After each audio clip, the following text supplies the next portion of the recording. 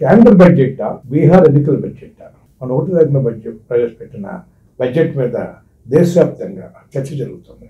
మేధావుల్లోనూ రాజకీయ రంగంలోనూ ఆర్థిక నిపుణులు రకరకాల మనుషులు ప్రజలు చర్చ చేస్తున్నారు. అసలు ఏంటి సంగతి తెలుసుకున్నాం. అసలు అదే సందర్భంలో ఇంకోటి దానికి చాలా చెప్పుకోవాలి నేపథ్యం. నిర్మలా సీతారామన్ బడ్జెట్ ప్రవేశపెడుతూ మధుబని పట్టు చీర ధరించారు. ఒక్కో సంవత్సరం ఒక చీర ధరిస్తూ ఉంటారు. ఈ మధుబని పట్టు చీర అంటే మనం పోచంపల్లి పట్టు చీర, నారాయణపేట సిల్క్ చీరలు కానీ, గద్వాల జరీ చీరలు, ఇట్లాగా మనం ఒక్కొక్క ప్రాంతంలో, అలాగే ధర్మవరం పట్టు చీరలు, లేకుంటే ఈ కాంచి అంటే కంచి పట్టు, బనారస్ పట్టు, రకరకాల పట్టు చీరలు ఉండే దేశవ్యాప్తంగా. కొన్ని ప్రాంతాలు బాగా ప్రసిద్ధి చెందిన పట్టు చీరలు, దేశవ్యాప్తంగా ప్రసిద్ధి చెందిన.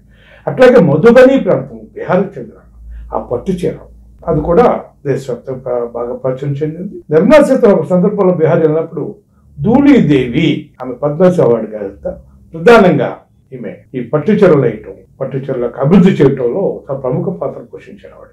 అందులో పద్మశ్రీ అవార్డు కూడా వచ్చింది. ఆమె ఒక బంగారు జరీతో వేసింది.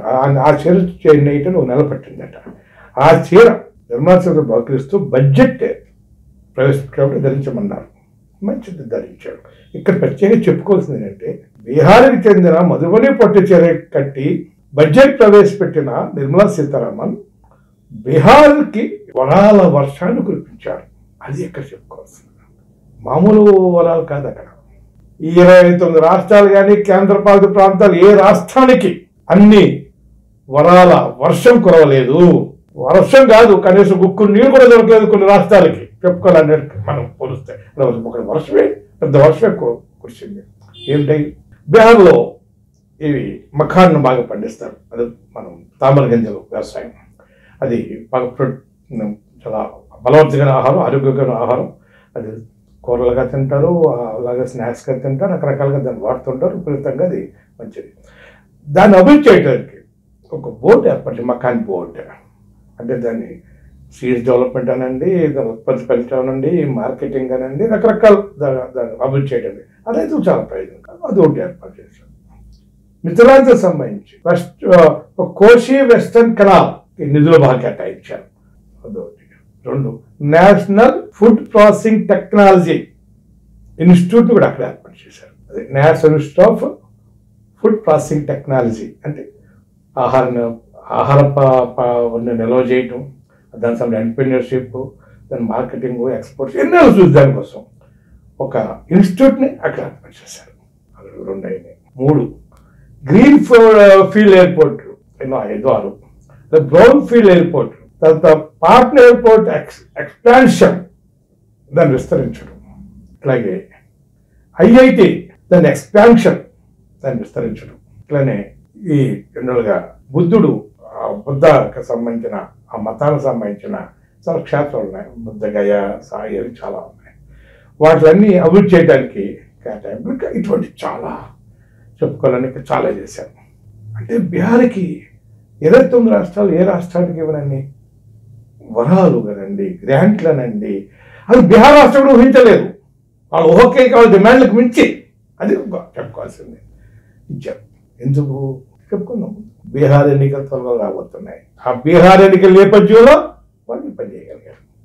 అదే సందర్భంలో తెలంగాణ ఏ పాపం చేసుకుంది. తెలంగాణ ఐఐటి పరిస్థితి ఎలా ఉంది? పాసాలు దాని పరిస్థితి ఏంటి? దానికి బిల్డింగ్లు కానీ, లేకపోతే ల్యాబ్స్ కానీ, టెక్నాలజీ కానీ, ఇన్ఫ్రాస్ట్రక్చర్ కానీ, ఇవన్నీ కూడా మౌలిక సదుపాయాలు ఇవన్నీ చాలా లోటు ఉంది దానికి. మాసాలు దాని ఎక్స్పాన్షన్ ఒక పైసా ఇచ్చారా? నీళ్ళు మళ్ళీ పెండింగ్ ప్రాజెక్టులకి నీళ్ళు. లేకపోతే గిరిజన యూనివర్సిటీ సమస్య లేదు. కాజీపేట రైల్వే కనెక్షన్ సమస్య లేదు. బయారూక్ ఫ్యాక్టరీ దాని సమస్య లేదు. లేకుంటే గిరిజన యూనివర్సిటీ మా ఊసే లేదు. తర్వాత ఎన్నో అసలు విభజన హామీలు ఆ మాట్లాడతారా? తెలంగాణ రాష్ట్రానికి తీవ్రమైన అన్యాయం జరిగింది. బీహార్కి ఇచ్చుకోమనండి, సమస్య అది కాదు. తెలంగాణ రాష్ట్రానికి అన్యాయం జరిగింది. అంటే తను అది అక్కడ ఎన్డీఏ పాలిత రాష్ట్రం ప్లస్ ఎన్నికలు రాబోతున్నాయి. మన నితీష్ మళ్ళీ అటు ఇటు కుప్పగద్దులేస్తుంటాడు.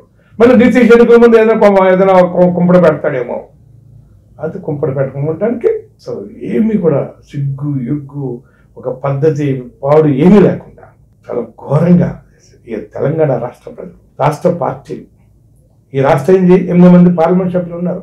వాళ్ళు ఏం చేస్తున్నారు? ప్రశ్నించాలి, నిలదీయాలి. ఏంటి మీరు ఏం చేస్తున్నారు అక్కడికి వెళ్ళి? తెలంగాణ ఒక్క పైసా రాకుండా ఉండి మీరు ఏం చేస్తారని చెప్పేసి మన ప్రజలు నిలదీయాలా? బీఆర్ఎస్ పార్టీ కానీ కాంగ్రెస్ పార్టీ గట్టిగా నిలబడాలా? వామపక్ష పార్టీ ఆల్రెడీ పిలిపించండి 10వ తారీఖుకి, సిపిఎం తారీఖు పిలిపించింది 10వ తారీఖు ధర్నాలకి. వామపక్ష పార్టీలు కూడా అలాగే అదే దారిలో ప్రయాణం చేస్తారు. మిగతా వామపక్ష పార్టీలు కూడా కాంగ్రెస్ పార్టీ కేవలం ప్రకటన పరిమితం కాకుండా రంగంలో దిగాల. అలాగే బీఆర్ఎస్ పార్టీ అక్కడ ఏదో రాజకీయ కాంగ్రెస్ వర్సెస్ బీఆర్ఎస్ ఉండొచ్చు, అది వేరే విషయం. రాష్ట్రాలు ఎన్ని కూడా ఉండొచ్చు. కానీ తెలంగాణకు నిధులు రాలేదు కాబట్టి ఏంటి సంగతి అని చెప్పేసి మనం ఈ 8 మంది బీజేపీ పార్లమెంట్ సభ్యులు నిలదీయాలా, కేంద్ర ప్రభుత్వం తీయాలా? ఈ విధంగా మనం నిలదీయకపోతే చాలా మన తలపరిగా పరిస్థితి వస్తుంది. ఇప్పుడు గట్టిగా ఈ తెలంగాణ ప్రజలు, తెలంగాణలో ఉన్న పార్టీలన్నీ కూడా వాళ్ళ యొక్క రాజకీయ ఎజెండాలు ఏమన్నా, వివిధలు ఏమన్నా ఐక్యంగా కేంద్ర ప్రభుత్వం నిలదీయాలా? తెలంగాణకి జరిగిన అన్యాయం నిలదీయాలా? బడ్జెట్లో రావాల్సిన నిధుల కోసం, అలాగే పెండింగ్ హామీలు ఏదైతే ఉన్నాయో మనం ఇందాక చెప్పుకున్నవి అవన్నీ సాధన కోసం మనం ఐక్యంగా కృషి చేయాల్సిన అవసరం ఉందని చెప్పేసి, అట్లాగే ఆల్రెడీ సిపిఎం పిలిపించింది, అది కూడా జయప్రదం కావాలని చెప్పేసి, ఏదైనప్పటికీ తెలంగాణ ప్రజలందరూ ఐక్యంగా బీజేపీ 8 మంది ఎంపీలని, కేంద్ర ప్రభుత్వాన్ని నిలదీయాల్సిన పరిస్థితి ఉందని చెప్పి విజ్ఞప్తి చేస్తూ మీకు అందరికీ ధన్యవాదాలు.